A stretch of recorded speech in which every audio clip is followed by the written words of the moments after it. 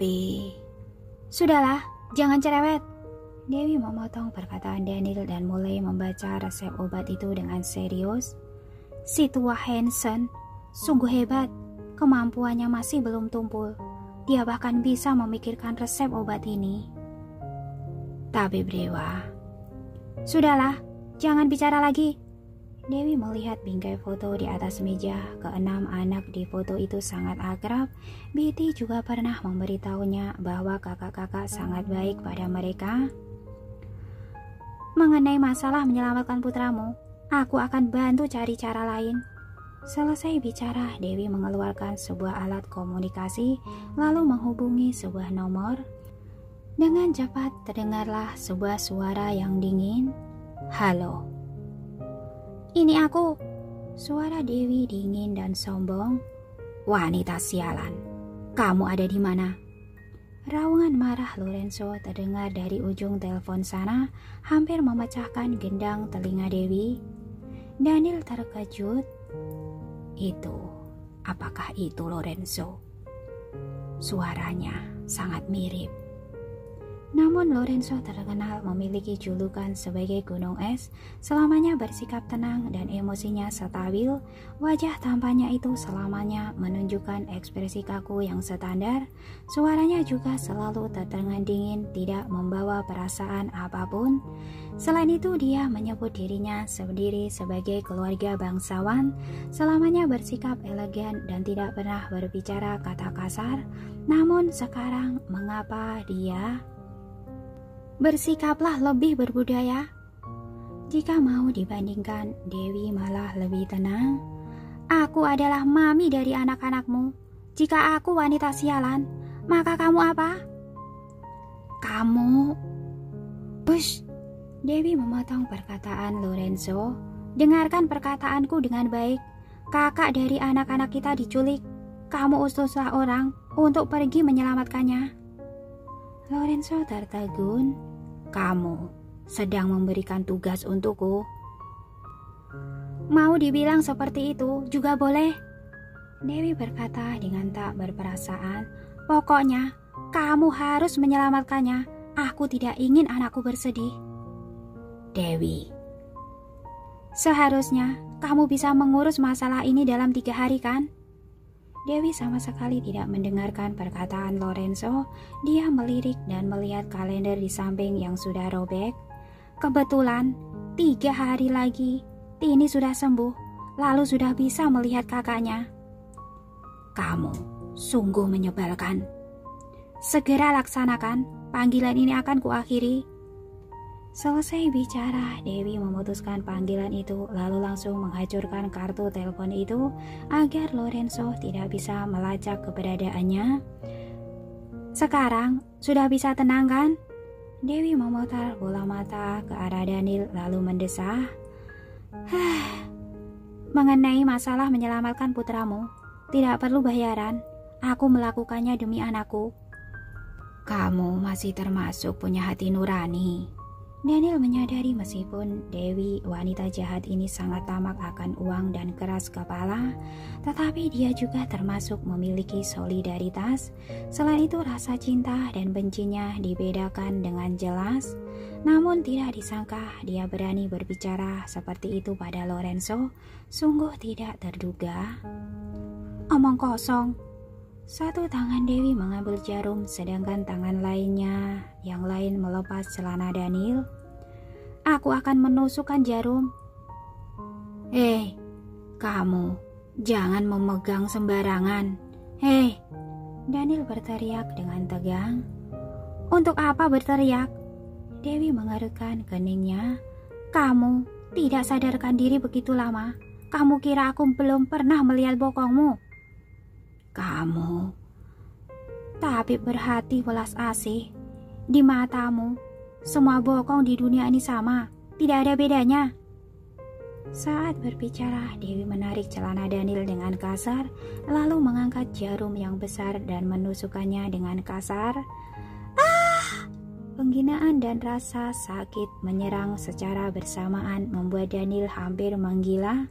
Detik ini hanya ada satu pikiran di otaknya, yaitu setelah dia pulih total, tidakkah seharusnya ia melenyapkan wanita iblis ini? Kalau tidak, apabila kelak kejadian memalukan ini tersebar, bukankah dia akan menjadi bahan tertawaan orang? Selain itu masih bisa menghemat sejumlah besar harta kekayaannya. Hehehe. Sekarang mulai terasa sakit. Itu berarti fungsi dasar tubuhmu sudah pulih. Beberapa waktu yang lalu, saat menusukkan jarum padamu, kamu sama sekali tidak merasa sakit. Bokongmu dipukul hingga bengkak pun, kamu tidak tahu. Daniel menatap langit-langit dengan tatapan kosong sambil menelan kesedihannya. Aku adalah pria sejati, bisa membunuh siapapun yang ku mau. Aku tidak akan membiarkan wanita ini keluar dari bukit hidup-hidup. Apa maksud dari tatapanmu itu? Sepertinya ada sedikit niat jahat. Melihat tatapan Daniel, Dewi tertawa mencibir. Apa kamu sedang berpikir untuk membunuhku? Kekanak-kanakan, meskipun kamu sudah pulih total, juga tidak akan bisa menang melawanku. Lagi pula, setelah kesehatanmu sudah pulih setengah, aku akan mengirimmu kembali. Kamu bukan hanya bisa keterampilan medis, tapi juga bisa membaca pikiran. Daniel memelototinya dengan dingin.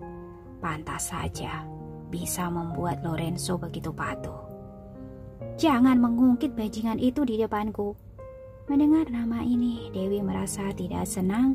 Gerakan tangannya menjadi semakin kasar. Daniel kesakitan hingga menggetakkan giginya. Kira-kira karena tidak sadarkan diri terlalu lama, maka sekarang indera perasa sakitnya sangat sensitif. Selain itu, wanita ini benar-benar kejam. Sudahlah, sudah selesai. Bersiap untuk merendam air obat, lalu mencabut jarum. Dewi berbicara sambil sibuk melakukan urusannya. Juga tidak tahu apa bajingan itu akan mengutus orang untuk menyelamatkan putramu atau tidak. Jasper, kamu mau kemari? Di kota Yuling, Tracy menerima panggilan telepon yang merasa sedikit terkejut. Mau membantuku menyelamatkan Carlos, kakak yang menyuruhmu datang. Oke, aku akan segera mengirimkan alamatnya padamu. Tracy buru-buru mengirimkan alamat. Pada saat bersamaan juga merasa sangat gembira.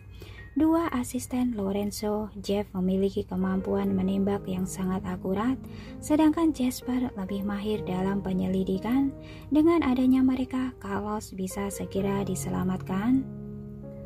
Aku tahu Tuan tidak akan duduk diam. Naomi juga sangat gembira. Kak Jasper datang. Carlos pasti bisa segera diselamatkan. Benar, aku harus mengirim pesan untuk berterima kasih pada kakak. Saat Tracy hendak mengirimkan pesan pada Lorenzo, kakaknya itu malah sudah menelponnya. Tracy pun buru-buru menjawab, "Kakak, terima kasih." "Tidak perlu berterima kasih padaku." Nada bicara Lorenzo tetap datar seperti biasa. "Ingatlah, setelah masalah di keluarga Wellen selesai, segera kembali ke negara Emron." "Kakak." Selain itu, Lorenzo sama sekali tidak memberi Tracy kesempatan untuk bicara. Dia malah memberi perintah dengan serius. "Begitu tabib dewa muncul, segera tangkap dia untukku. Jangan sampai membiarkannya kabur. Apa sudah dengar?" Tracy tertegun sejenak lalu bertanya dengan terkejut, "Kakak, ada apa antara kakak dan dia?" "Jangan bicara omong kosong. Laksanakan saja." Lorenzo sekali lagi berbicara dengan tegas, lalu langsung mengakhiri panggilan, meninggalkan Tracy yang memegang ponsel dengan perasaan bingung. Dengan cepat Jasper juga menelpon. "Nona Tracy, aku tidak pergi berkumpul dengan Anda. Anda kirimkanlah petunjuk yang dimiliki sekarang. Aku akan langsung memulai pencarian. Jika ada petunjuk, aku akan menghubungi Anda. Baik, aku akan segera meminta Naomi mengirimkannya padamu. Tracy memberikan isyarat tangan pada Naomi. Naomi segera melaksanakannya. Oh ya Jasper, Tracy teringat sebuah pertanyaan yang penting. Apakah kakak terluka? Ini, Jasper segera bertanya. Bagaimana Anda bisa tahu? Kakak sungguh terluka. Ekspresi Tracy berubah drastis. Pantas saja dia begitu panik mencari tabib dewa. Apa dia terluka parah? Jika dibilang parah, itu tidak parah. Jika dibilang tidak parah, sepertinya itu sedikit parah. Jasper terlihat kesulitan, tidak berani bicara sembarangan, tetapi juga ingin bicara. Intinya, sekarang Tuan sangat membutuhkan tabib dewa. Jadi, begitu tabib dewa muncul, Anda harus memberitahuku. Aku akan membawanya kembali ke negara Emron. Aku tahu, Tracy merasa sedikit bersalah. Aku hanya fokus ingin tabib dewa menyembuhkan Daniel. Tetapi tidak disangka, kakak juga terluka. Aku sungguh terlalu egois. Tidak. Ini menyangkut masalah nyawa. Berdasarkan logika, memang benar jika menyelamatkan Presiden dahulu. Lagi pula, masalah Tuan juga tidak mengancam nyawa. Itu apa? Tracy buru-buru bertanya. Jasper ingin bicara tetapi berhenti. Itu adalah rahasia, tidak boleh dikatakan. Mendengar Jasper berkata seperti itu, Tracy pun tidak bertanya lagi. Dia mengalihkan pembicaraan. Baiklah, kalau begitu mengenai masalah menyelamatkan Carlos, harus menyusahkanmu. Orang sendiri, Nona tidak perlu sungkan. Begitu mengakhiri panggilan, Tracy buru-buru berkomunikasi dengan Thomas. Sekarang Jasper ikut dalam pencarian, maka rencana pencarian mungkin perlu disesuaikan kembali. Setelah mengirimkan data, Naomi menghampiri dan melaporkan situasinya pada Tracy. Aku sudah mengirimkan datanya. Kak Jasper dan yang lainnya melakukan pencarian di jalur yang lain.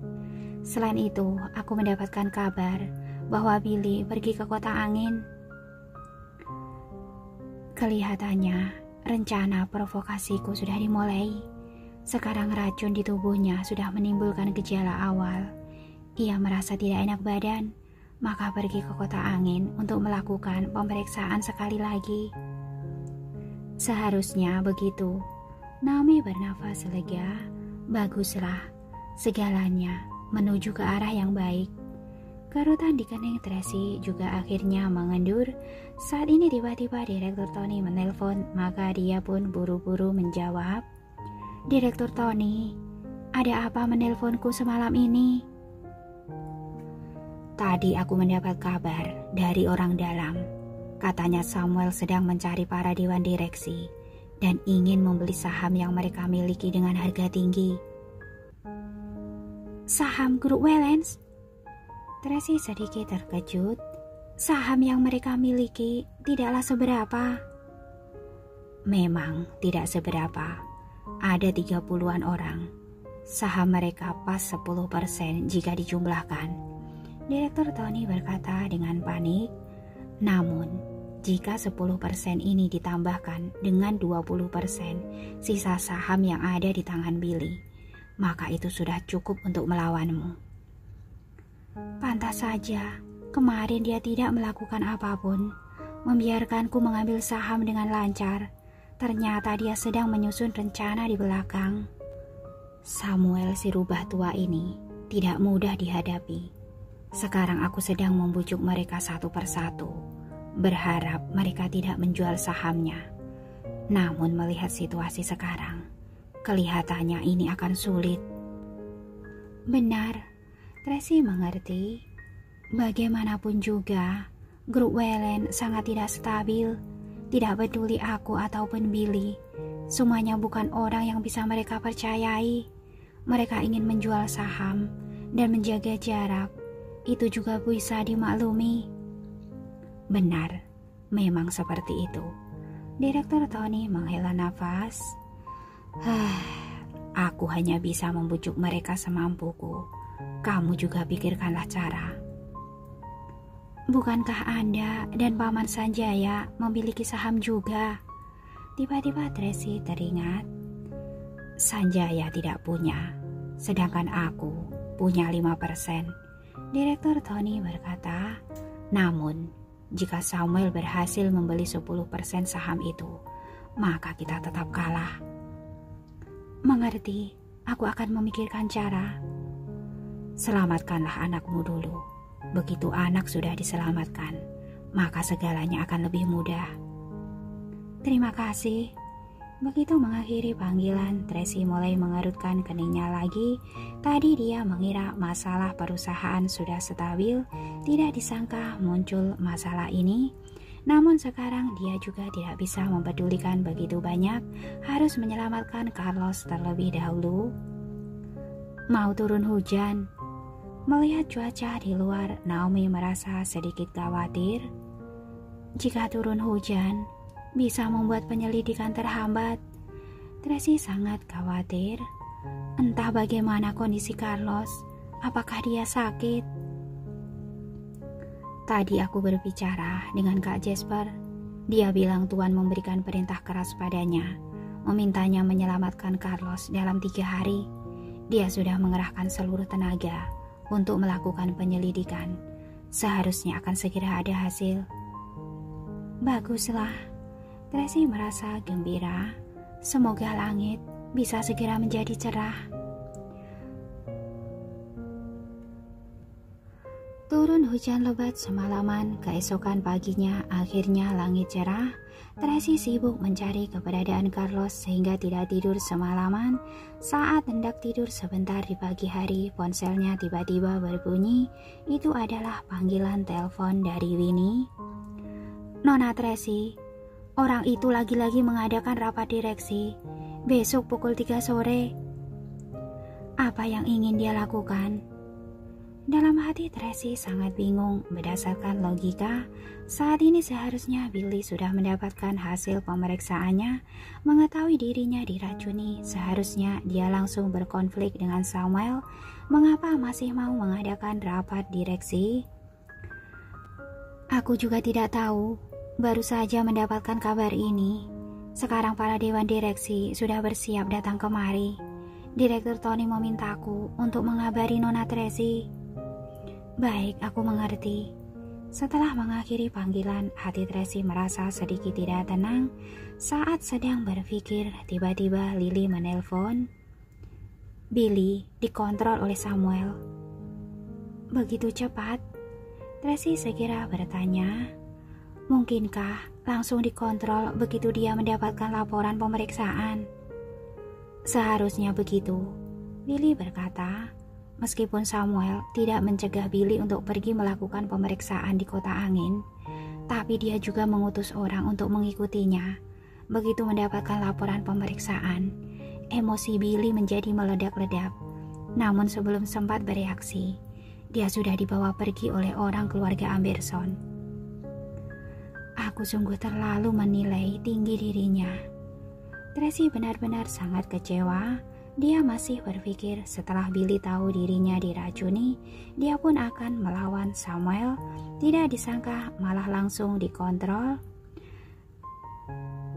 Kelihatannya Samuel lah yang memaksa mengadakan rapat direksi ini. Nona Tracy, sekarang harus bagaimana? Lily bertanya. Berhubung Billy tahu dirinya terkena racun, maka dia pasti akan melawan Samuel. Meskipun sekarang dia tidak bisa berbuat apa-apa, tapi setidaknya dia juga akan sedikit memberontak. Itu adalah hal baik untuk kita. Sekarang Samuel sudah tidak bisa mengontrol Billy sepenuhnya. Selanjutnya dia akan mempercepat rencananya. Tunggu saja, nanti sore pasti akan ada berita. Tracy menebak. Kalau begitu, apa kita harus melakukan sesuatu? Lily bertanya. Hal yang harus dilakukan sekarang adalah mencegah para dewan direksi itu menjual saham mereka pada Samuel. Pada saat yang sama, aku akan secepatnya menyelamatkan Carlos. Aku mengerti. Aku coba lihat apakah Direktur Tony dan Paman Sanjaya membutuhkan bantuan. Oke, terima kasih. Setelah mengakhiri panggilan, Tracy melihat waktu masih ada jarak 38 jam dari rapat direksi pada pukul 3 sore esok hari. Situasi sekarang tidak menguntungkan bagi Samuel. Tracy memiliki 20% saham, sedangkan Billy juga tidak begitu patuh lagi. Mungkin rencana Samuel akan dipercepat. Jadi rapat direksi besok adalah peperangan terakhir.